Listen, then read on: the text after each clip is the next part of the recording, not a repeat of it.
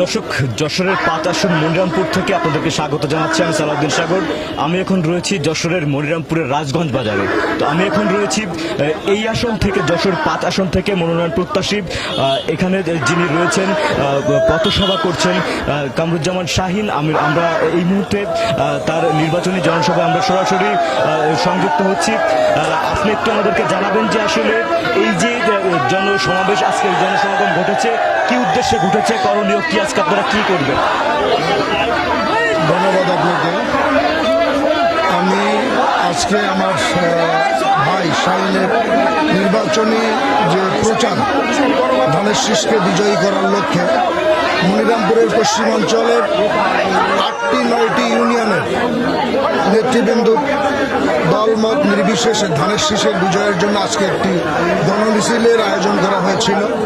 সেই গণমিছিলের অংশ হিসেবে আপনারা দেখছেন যে এখানকার প্রয়াত বিএনপি নেতা আলহাজ মোহাম্মদ মুসা সাহেবের যোগ্য দুই উত্তরসূরি আমার বড় ভাই কামরুজ্জামান শাহীন, যিনি এই আসনে নির্বাচন করতে চাচ্ছেন, এবং আমি মইনুল ইসলাম মঈন ছোট ভাই।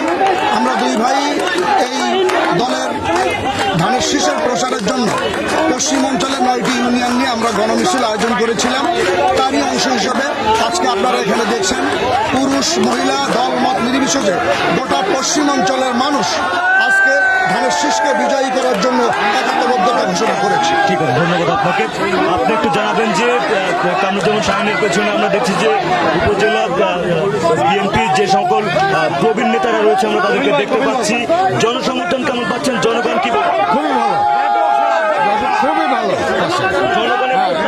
জনগণ যদি শাহীন ভোট পায়, তার প্রতিদ্বন্দ্বী কেউ নাই, এবং সে আমার সদ্য ভাগন মুসা ভাই, সে এই তারই অংশ এটা, এবং তার পরিশ্রমে এটাই গঠন হয়েছে, জনপ্রিয়তা অর্জন করা হয়েছে শুধু মুসা ভাই কারণে। অনেক ধন্যবাদ আপনাকে। এ পর্যায়ে আমি একটু আপনার কাছে আসতে চাই, আপনি একটু জানাবেন যে আসলে এই জনপদের মানুষ কি চায়।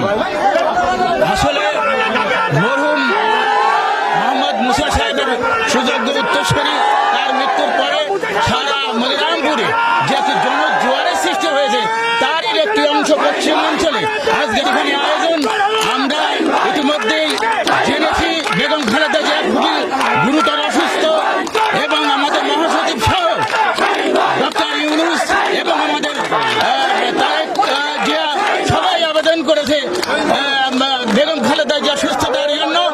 আমরা লক্ষ্য করেছি আজকে যে শাহীন ধানের শীষের লড়াইয়ের জন্য মনিরামপুর নেমেছে, তিনি আর বসে থাকতে পারেননি। পশ্চিমাঞ্চলের জনগণকে সঙ্গে নিয়ে তিনি আজকের এই বেগম খালেদা জিয়ার এই সুস্থতা কামনার জন্য আজকের এই আয়োজন করেছে। নিঃসন্দেহে বেগম খালেদা জিয়ার সুস্থতা আমরা একান্তভাবে কামনা করি। অনেক ধন্যবাদ আপনাকে। এ পর্যায়ে আমি একটু আপনার কাছে আসতে চাই যে আসলে এই যে শাহীন সাহেবের যে জনসমর্থন আমরা দেখতে পাচ্ছি, অনেক লোকের জনসমাগম হয়েছে। মানুষ কি চায়, কি দাবি নিয়ে মানুষ মূলত এই নির্বাচনী এলাকাটা মুসা সাহেবের জন্য, উনি বহুবার এখানে নির্বাচন করে জিতেছেন। জনগণ সব মুসা সাহেবের পক্ষে, তিনি আজকে নাই, যে কারণে তার যোগ্য উত্তরসূরি আজকে কামরুজ্জামান শাহীনকে মানুষ গ্রহণ করেছে। আজকে দেখেন খালেদা জিয়ার এই মিলাদ মাহফিলে কি পরিমাণ লোক আছে, হিন্দু মুসলিম খ্রিস্টান ঐক্য বৌদ্ধ সব শ্রেণী পেশার মানুষ আজকে শাহীনের পক্ষে সম্মিলিতভাবে তারা আজকে চাচ্ছে যে শাহীন প্রার্থী হোক। আমরা আপনাদের কাছে মাধ্যমে আমরা কেন্দ্রীয় নেতৃবৃন্দের কাছে আহ্বান করি যে আজকে শাহীনকে নমিনেশন দেওয়া হোক। শাহীনকে নমিনেশন দেওয়া হলে এসে নিশ্চিতভাবে বিএনপি পাবে, অন্য কারো দিলে এই সুযোগ সৃষ্টি হবে। অনেক ধন্যবাদ আপনাকে। দর্শক, আমরা কথা বলছিলাম এত সময় স্থানীয় নেতা কর্মীদের সাথে। তো এই পর্যায়ে আমরা কথা বলবো এই আসনের মনোনয়ন প্রত্যাশী যিনি রয়েছেন, এই উপজেলা আওয়ামী লীগের উপজেলা বিএনপির যিনি প্রতিষ্ঠাতা সভাপতি রয়েছেন, তার জ্যেষ্ঠ পুত্র। আমরা কথা বলবো কামরুজ্জামান শাহীনের সাথে। কামরুজ্জামান শাহীন এই আসন থেকে ধানের শীষের মনোনয়ন প্রত্যাশা করছেন। তো জনসমর্থন কেমন পাচ্ছেন? কতদিন ধরে এই যে জনগণের সাথে পথ চলা শুরু হয়েছে? ধন্যবাদ। আমি আসলে আমার বাবা প্রয়াত মোহাম্মদ মুসার গত 4 তারিখে মৃত্যুর পরে আমি আমার বাবাকে নিয়ে বিভিন্ন ইউনিয়নে, যেহেতু আমার বাবা মনিরামপুরের বিএনপির রূপকার বা প্রতিষ্ঠাতা সাধারণ সম্পাদক। যেহেতু সারা 17টা ইউনিয়ন একটি পৌরসভায় সবাই তার নেতা হিসেবে মানত, তো আমি বিভিন্ন ইউনিয়নে আমার বাবা জন্য তারা দোয়া মাহফিল করছে, আমি অংশগ্রহণ করছি। যাওয়ার পরে মানুষের এক পর্যায়ে যেয়ে আমার চাহিদাটা উঠছে যে আমরা মুসা ভাইকে এই স্বপ্ন বাস্তবায়ন করার জন্য আমরা শাহিনকে চাই। যেহেতু আমি ব্যবসা করি, আমি কিন্তু এই বিএনপিতে অনেক নির্যাতিত। অপারেশন ক্লিন হার্ট, যেটা বাংলাদেশের সর্বোচ্চ আর্মির নির্যাতিত মনিরামপুর বিএনপি, আমি শাহিন এটা ভুক্তভোগী। এরপরে ওই সময় 1992 সাল থেকে 2006 সাল পর্যন্ত আমার বিরুদ্ধে 17 থেকে 18টা মামলা ছিল এবং জননিরাপত্তা আইন সহ মামলা ছিল। আমার বাবা 1 নম্বর আসামি ছিল, আমি ছিলাম 17 নম্বর আসামি।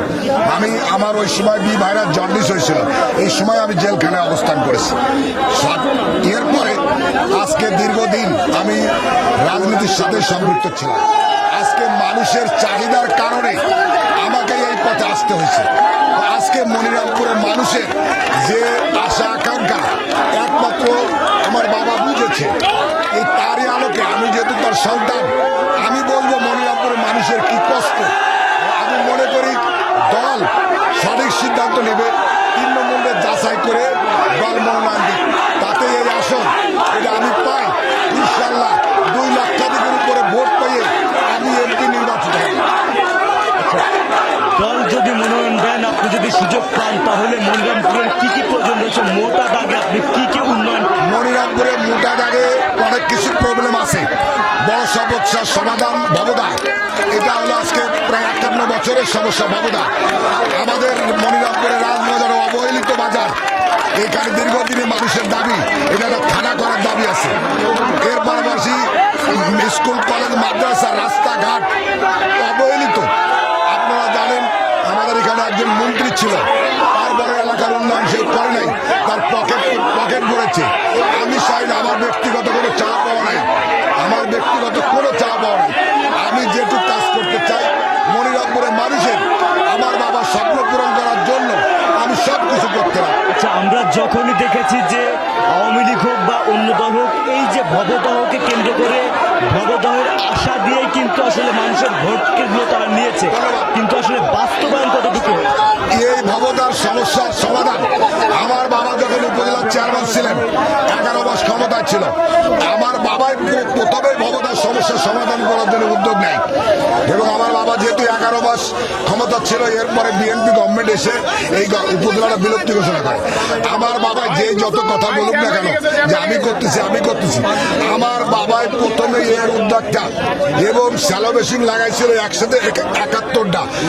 এরপরে বলেছিল এই জায়গার মানুষের যে কাজ, এটা আমি সমাপ্ত করব এবং ভবিষ্যৎ সমাধান করব। আপনি নির্বাচিত হলে এবার কি মনিরামপুরবাসী আশা করতে পারে যে ভবদহর যে দুঃখ, এই দুঃখ মনিরামপুরবাসী থেকে মুছে যাবে? আমি যদি আল্লাহর হকরে দল যদি আমাকে মনোনয়ন টিকিটটা দেয়, আমি যদি এই মানুষের ইনশাল্লাহ স্বতঃস্ফূর্ত আমি সাড়া পাচ্ছি এবং নিশ্চিত একটা বিএনপির আসন সিট এটা যদি আমি শাহিন ইলেক্টেড হতে পারি, তো আমি আপনাদেরকে কথা দিলাম আজকে টিভির মাধ্যম দিয়ে যে এই মনিরামপুরের যে সমস্যার সমাধান আছে করতে হয়, আমার জীবন দিয়ে হলেও আমি এটা রক্ষা করব এবং ভবিষ্যৎ ভবদার সমাধান এটা আমি শাহিন একমাত্র করতে পারবো, এটা আমার বিশ্বাস। এবং এই রাজগঞ্জের থানা, প্রস্তাবিত থানা, এটাও আমি বাস্তবায়ন করার জন্য আমি চেষ্টা করব। অনেক ধন্যবাদ আপনাকে। আমরা এত সময় ছিলাম যশোর 5 আসনের মনিরামপুরের যিনি বিএনপির মনোনয়ন প্রত্যাশা করতেছেন কামরুজ্জামান শাহিন, আমরা ছিলাম তার নির্বাচনী পথসভায়। তো তিনি জানাচ্ছিলেন যে আসলে তিনি যদি নির্বাচনে এবার দলীয় মনোনয়ন পান, তাহলে এই যে মনিরামপুরের ভবদহ যে মনিরামপুরের দুঃখ বলা হয় তথা যশোরের দুঃখ বলা হয়, কিন্তু ভবদহকে তিনি নির্বাচিত হলে মোটা দাগে এই যে ভবদহের যে সমস্যা এবার সেটির সমাধানের উদ্যোগ নিবেন বলে তিনি আমাদেরকে আশ্বস্ত করেছেন। তো যশোরের মনিরামপুর থেকে এই ছিল আমার কাছে সর্বশেষ।